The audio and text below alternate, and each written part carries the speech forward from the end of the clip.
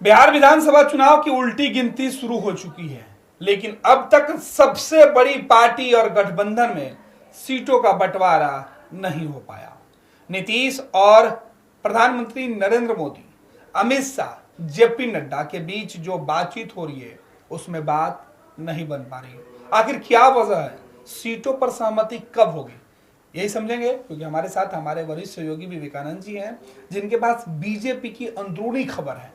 विवेका जी, नीतीश कुमार और उनकी पार्टी बड़े ही रिलैक्स मूड में है, क्योंकि भाई जो पिछले कई सालों से चुनाव लड़ रहे हैं, लेकिन इस बार बीजेपी के साथ गठबंधन फिर से हुआ है और सीट शेयरिंग के मुद्दे पर अब तक पत्ते नहीं खुल रहे हैं। कारण क्या है? देखिए, अभी चुनाव में लगभग 100 दिन का समय है। 100 दिन के बाद चुनावी घोषणा हो जाएगी, चुनावी जो बिगुल है वो बच जाएगा।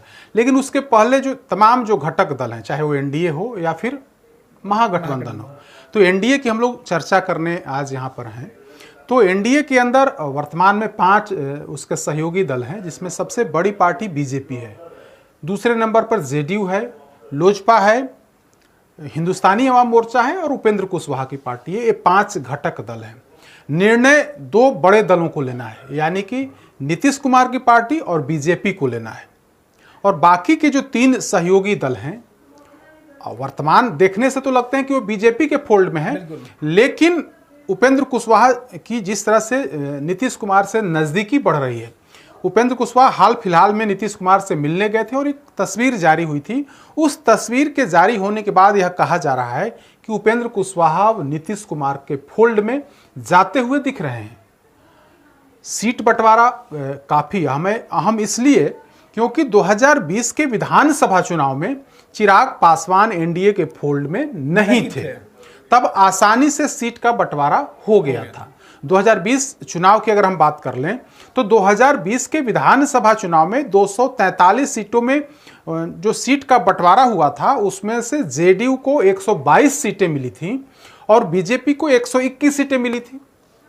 तो जेडीयू ने अपने खाते से जो उनके हिस्से में जो 122 सीटें गई, उसमें से 7 सीट अपने फोल्ड वाले जो सहयोगी दल थे तब के मतलब जीतन राम मांझी, हिंदुस्तानी आवाम मोर्चा को उन्होंने 7 सीटें दे दी थी अपने खाते से। तो इस तरह से जेडीयू के खाते में 115 सीट रहा। तो नीतीश कुमार की पार्टी 115 सीट पर लड़ी, बाकी का जो 7 सीट था उन्होंने मांझी जी को दे दिया। अब आ जाइए बीजेपी की तरफ। तो बीजेपी ने तब जब सीट का बंटवारा हुआ था तब मुकेश सहनी साथ में नहीं थे, आनंद फानन में मुकेश सहनी को साथ लिया गया और बीजेपी के हिस्से में जो 121 सीटें आई थी उसमें से मुकेश सहनी को 11 सीट बीजेपी ने अपने कोटे से, जो उनके हिस्से में जो सीट आई थी उसमें से 11 सीट दे दी, मुकेश सहनी को दे दिया।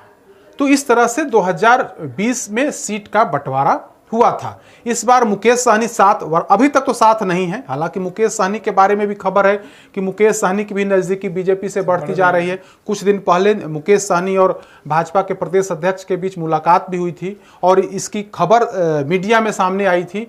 भाजपा के प्रदेश अध्यक्ष ने भी कहा था कि जो विपक्षी गठबंधन के एक जो नेता हैं वो लगातार हमारे संपर्क में है, उनका इशारा कहीं ना कहीं मुकेश सहनी की तरफ था। लेकिन मुकेश सहनी अभी भी महागठबंधन के फोल्ड में है, इससे इनकार नहीं किया जा सकता है। वर्तमान में एनडीए के अंदर 5 दल हैं। जो खबर आ रही है वो खबर यही है कि नीतीश कुमार ने 2 ऑप्शन दिए हैं। नीतीश कुमार ने ऑप्शन दिया है, नीतीश कुमार की मंशा यह है कि इस बार के विधानसभा चुनाव में 2020 वाली हालात नहीं हो, लिहाजा पहले से चौकन्ने हैं और अपना मैसेज, स्पष्ट मैसेज जो है भाजपा नेतृत्व को दे दिया है कि हमें क्या चाहिए। मेरे फोल्ड में जो खबर है, दो तरह के ऑप्शन दिए गए हैं। एक ऑप्शन, जो जानकारी है, जो सोर्सेज है वो बता रहे हैं कि जेडीयू की तरफ से 2 ऑप्शन बीजेपी के शीर्ष नेतृत्व को अमित शाह और जेपी नड्डा को दिया गया है। उसमें से खबर है कि 115 सीट, जो 243 सीट है, उसमें से 115 सीट नीतीश कुमार मांग रहे हैं। नीतीश कुमार की पार्टी जेडीयू मांग रही है कि हमें 115 सीट हमें दे दीजिए, यानी कि 2020 में हम जितना चुनाव लड़े थे उतना हमें दे दीजिए। उसमें से हम एकाध सहयोगी दल को उसमें हम एडजस्ट कर सकते हैं। खबर वैसे तो चर्चा है कि 2 सहयोगी दल को एडजस्ट करेंगे, चर्चा यही है कि उपेंद्र कुशवाहा को नीतीश कुमार एडजस्ट कर सकते हैं। और एक खबर यह भी है कि जीतन मांझी, हालांकि जीतन मांझी अभी बीजेपी के फोल्ड में है, वो जेडीयू के फोल्ड में इस बार नहीं है। 2020 में वे जेडीयू के फोल्ड में थे, इस बार जीतन राम मांझी बीजेपी के फोल्ड में है और बीजेपी से उनकी हिस्सेदारी है, बीजेपी से उनकी डिमांड है। लेकिन खबर यही है कि नीतीश कुमार की पार्टी 115 सीट मांगी है कि 115 सीट हमें दीजिए, उसमें से हम एक आध सहयोगी दल को एडजस्ट करेंगे। तो एक सहयोगी दल के तौर पर उपेंद्र कुशवाहा की पार्टी के नाम की तो चर्चा आ रही है। हाल फिलहाल में उपेंद्र कुशवाहा नीतीश कुमार से जाकर के मुलाकात भी किए थे और मुलाकात के बाद एक ऐसी तस्वीर आई थी जैसे लग रहा था कि उपेंद्र कुशवाहा नीतीश कुमार के उत्तराधिकारी के तौर पर पूरे झुके हुए नीतीश कुमार के सामने और नीतीश कुमार उन्हें आशीर्वाद देते हुए टाइप का दिख रहे थे, कुछ वो तस्वीर सामने आई थी। तो खबर यही है कि नीतीश कुमार ने जो डिमांड किया है कि हमें 115 सीट दी जानी चाहिए, उसमें से वे एक सहयोगी दल को एडजस्ट करेंगे, उसमें उपेंद्र कुशवाहा की पार्टी हो सकती है। हालांकि खबर है कि जीतन राम मांझी की पार्टी को भी एडजस्ट नीतीश कुमार करेंगे, लेकिन ऐसा नहीं लगता है। तो बाकी 128 सीट बच गया। तो 115 को अगर 243 में से 115 माइनस कर देंगे तो 128 सीट बचा। तो 128 सीट में भाजपा के समक्ष जो सबसे बड़ी चिंता है वो चिराग पासवान को एडजस्ट करना है। चिराग पासवान की डिमांड लगातार बढ़ते जा रही है, वो लगातार ब्लैकमेल कर रहे हैं। बिहार बार बार यह बात कही जा रही है कि उन्हें बिहार बुला रहा है, उनके चुनाव लड़ने की बात कही जा रही है। तो 128 सीट में बीजेपी कम से कम 100 सीट पर लड़ेगी, इसकी पूरी गुंजाइश है। 101 सीट पर लड़ेगी। बाकी की जो 27-28 सीटें बचती हैं उसमें से चिराग पासवान को देना है और फिर जो अन्य एक और सहयोगी दल हैं जीतन राम मांझी, उसमें उनको एडजस्ट करना है। तो कुछ मिलाकर के ये तस्वीर सामने आ रही है। एक दूसरी जो खबर है, जो दूसरा फार्मूला है, एक तो यह फार्मूला हो गया और जो दूसरा फार्मूला है कि जो कहा जा रहा है कि बीजेपी 101 सीट पर लड़े, जेडीयू भी 101 या 102 पर लड़े और बाकी की जो 40 सीटें बचती हैं उसमें से जीतन राम मांझी इस बार डिमांड उनका तगड़ा है। डिमांड है कि उनके मतलब वैसे तो डिमांड 40 का है, लेकिन जीतन राम मांझी कह रहे हैं कि 20 सीट से कम पर हमें मंजूर नहीं है। लेकिन जो खबर है, जो बीजेपी के सोर्सेज हैं, वे बता रहे हैं कि जीतन राम मांझी का दबाव है, बीजेपी नेतृत्व पर दबाव है और कहा यह गया है, आश्वासन अमित शाह की तरफ से दिया गया है कि आपको सम्मानजनक सीटें दी जाएंगी। तो सम्मानजनक सीटें डिमांड भी है कि 20 से कम पर हमें मतलब मंजूर नहीं है। तो हमें जो जानकारी है कि 10 के आसपास, यानी कि डबल डिजिट में उनको सीट दी जा सकती है। 10 सीट से पिछली बार इनको 7 सीटें दी गई थी, इस बार खबर है कि 10 सीट इनको दी जा सकती है। मतलब हाँ, मतलब 10 के आसपास हो सकता है, 10 हो, 11 हो, माने इस तरह से उनको सीटें दी जा सकती हैं।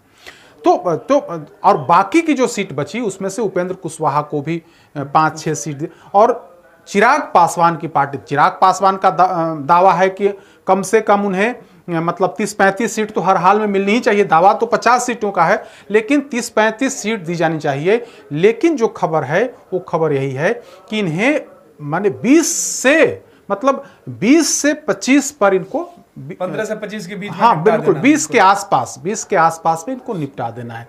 उपेंद्र कुशवाहा को करना है 5-6 सीट और बाकी का जो डबल डिजिट में जीतन राम मांझी की पार्टी, क्योंकि आप देखिएगा जीतन राम मांझी लगातार दबाव बना रहे हैं। जब इन्हें झारखंड में इनकी पार्टी को वैल्यू नहीं दिया गया, दिल्ली के विधानसभा चुनाव में वैल्यू नहीं दिया गया, तब इन्होंने सीधे तौर पर निशाना साधा था, सीधे तौर पर बिना नाम लिए इन्होंने बीजेपी पर निशाना साधा था और कहा था कि हमारी पार्टी को वैल्यू नहीं दिया गया, हम बिहार में अपनी ताकत दिखाएंगे, बिहार विधानसभा चुनाव में ऐसा नहीं होने देंगे। हमें डिमांड ज़्यादा है, लेकिन अगर कम से कम हमें 20 सीट भी दे दिया गया तो हम मेरे लिए सम्मानजनक बात होगी। लेकिन 20 सीट तो नहीं मिलना है, लेकिन जो खबर है कि 10 सीट इन्हें दी जा सकती है, बीजेपी इनके लिए 10 सीट। तो इस तरह से सीटों का बंटवारा होगा। नीतीश कुमार कम से कम 101, 105 के बीच में नीतीश कुमार की पार्टी रहेगी। बीजेपी भी कम से कम 100+ पर बीजेपी रहेगी। बाकी की जो 38-40 सीटें हुई, इस 38-40 सीटों में जीतन राम मांझी, उपेंद्र कुशवाहा और चिराग पासवान के बीच बंटवारा होगा। यही फार्मूला, मतलब दो फार्मूला है कि नीतीश कुमार, एक फार्मूला है कि 115 सीट लेकर के नीतीश कुमार अलग हों, उसमें से एकाध सहयोगी दल को, जिसमें उपेंद्र कुशवाहा की पार्टी के नाम की चर्चा है, उनको साथ रखेंगे, और बाकी की जो 128 सीट बची उसमें से बीजेपी जो है अपने हिसाब से अपने एक दो सहयोगियों को उसमें एडजस्ट करे। तो दो फार्मूले की खबर है, और जेडीयू ने अपनी मंशा को साफ कर दिया है, जेडीयू ने अपनी बात भाजपा नेतृत्व को बता दिया है। यह खबर जेडीयू की तरफ से भी आई है कि हमने अपनी स्थिति से बीजेपी के शीर्ष नेतृत्व को अवगत करा दिया है, बीजेपी नेतृत्व को निर्णय लेना है, क्योंकि आज आप देखेंगे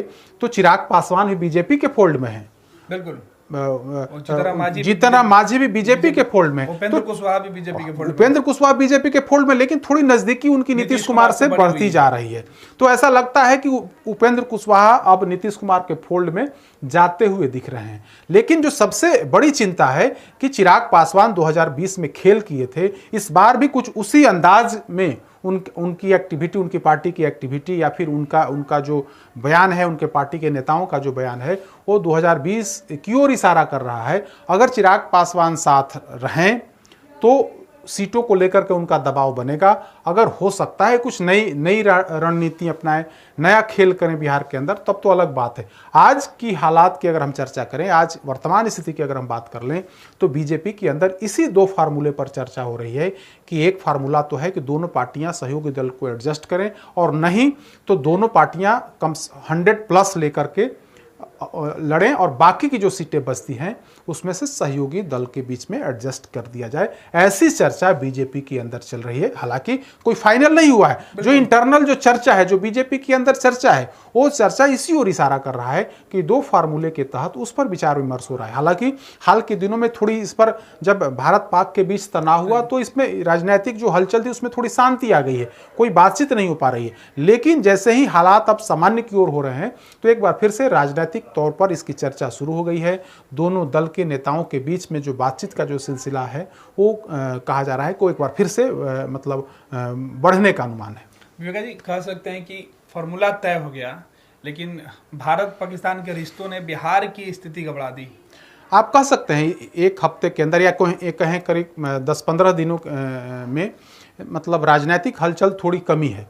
चुनाव है, आने वाले 100 दिनों के बाद पूरे तौर पर चुनावी मूड में बिहार आ जाएगा। चुनावी मूड में तो अभी से है, लेकिन पूरे तौर पर जब बिगुल बज जाएगा, चुनाव का बिगुल बज जाएगा, तो सभी राजनीतिक दल चुनावी मैदान में आ जाएंगे। उसके पहले की जो तैयारी हो रही थी, तैयारी तो चल ही रही थी, लेकिन थोड़ा ब्रेक लगा भारत पाकिस्तान के बीच जो विवाद हुआ उससे। अब एक बार फिर से सीज फायर हुआ है।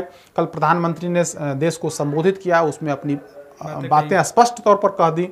अब एक बार फिर से बिहार में राजनीतिक जो शोरगुल है, वो शोरगुल बढ़ने का अनुमान है। और इसी कड़ी में जो हम लोग जिस बात की चर्चा कर रहे हैं, एनडीए के सीट बंटवारे की चर्चा कर रहे हैं, तो उस चर्चे में जो महत्वपूर्ण बात है कि एनडीए के अंदर दो फार्मूले पर बातचीत हो रही है। अब इसमें कौन सा फार्मूला लेकर के सहयोगी दल के साथ बीजेपी जेडीयू आगे बढ़ेगी, यह कहना मुश्किल है, लेकिन दो फार्मूला है। इन्हीं दो फार्मूले के तहत को मतलब ये दोनों जो दल हैं वो आगे बढ़ेंगे। बिल्कुल। तो तमाम जानकारी हमारे सहयोगी विवेकानंद जी दे रहे थे, और बीजेपी के अंदरूनी जानकारी, एनडीए गठबंधन के अंदर सीटों पर किस तरीके से बंटवारा हो सकता है, क्या कुछ फार्मूला हो सकता है। अमन, विवेकानंद जी ने जो फार्मूला आपको बताया है, देखिएगा कि आने वाले वक्त में इन्हीं दो फार्मूले में से किसी एक फार्मूले पर फाइनल मुहर लगेगी, क्योंकि हम खबरें अंदर की बताते हैं, तह की बताते हैं और तथ्यपूर्ण बताते हैं। आप देखते रहे बिहार की राजनीति की तमाम गतिविधियों के लिए फर्स्ट बिहार झारखंड। आयुष्मान भारत के तहत निशुल्क surgery Netaji Subhash medical college एवं हॉस्पिटल में जनरल सर्जरी, नेत्र surgery, ENT surgery, ortho surgery, प्रसूति एवं स्त्री रोग सर्जरी की सुविधा आयुष्मान भारत के तहत उपलब्ध है। साथ ही बीमा कंपनी के द्वारा इलाज की सुविधा। NSMCH, अम्हारा, बिहटा, पटना।